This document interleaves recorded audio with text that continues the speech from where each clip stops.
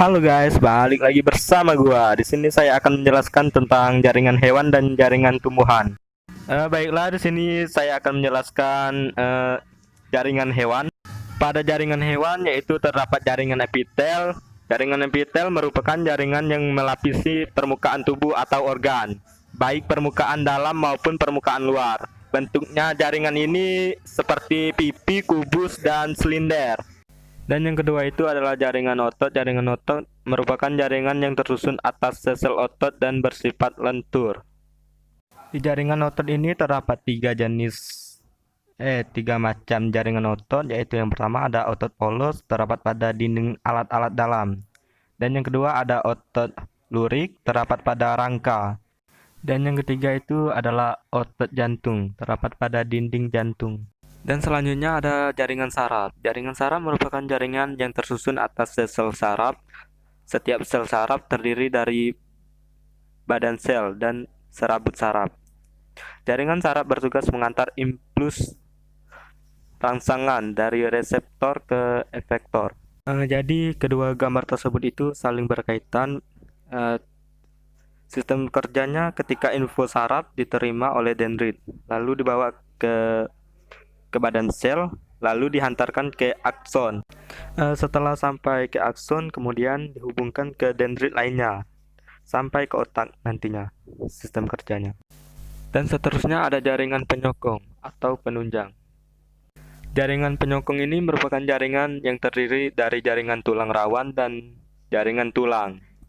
Jadi jaringan penyokong ini berfungsi untuk memberi bentuk tubuh, melindungi tubuh, dan menguatkan tubuh. Jadi jaringan penyokong itu terdiri dari jaringan tulang.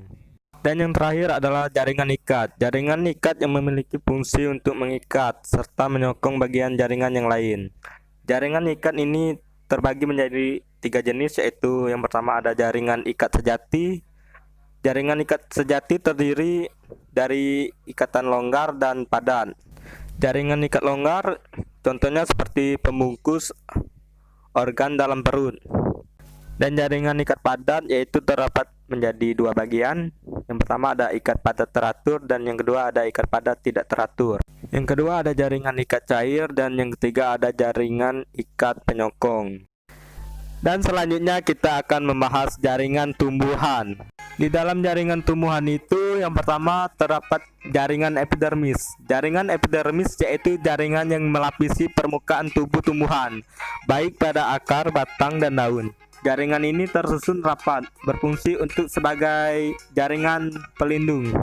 Dan yang kedua itu ada jaringan meristem. Jaringan meristem adalah jaringan yang aktif membelah. Berdasarkan letaknya terbagi atas 3, yaitu yang pertama ada apikal, yang kedua ada lateral, yang ketiga ada interkalar. Apikal itu seperti terdapat di ujung-ujungnya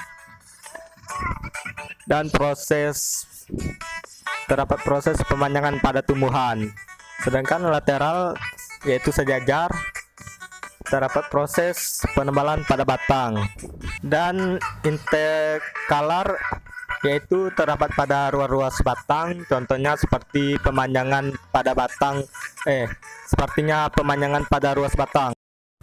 Dan yang ketiga itu ada jaringan pengangkut. Jaringan pengangkut yaitu jaringan sebagai pembuluh yang mengangkut air dan zat-zat makanan.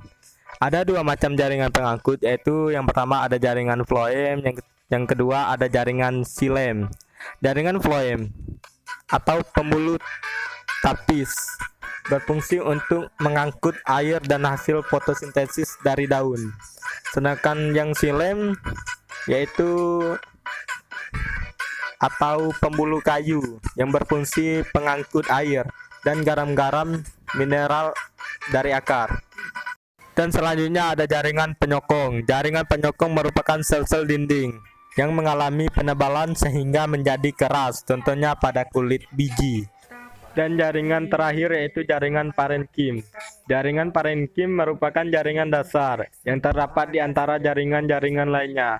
Biasanya jaringan parenkim itu berfungsi sebagai tempat penyimpanannya makanan. Jaringan parenkim pada daun mengandung kloroplas untuk fotosintesisnya dan dibedakan menjadi dua, yaitu terdapat pada jaringan sporis dan jaringan pagar. Baiklah, hanya itu yang dapat saya sampaikan. Mohon maaf kalau ada kekurangan dan di sini agak berisik nih. Oke guys, sampai jumpa di lain waktu.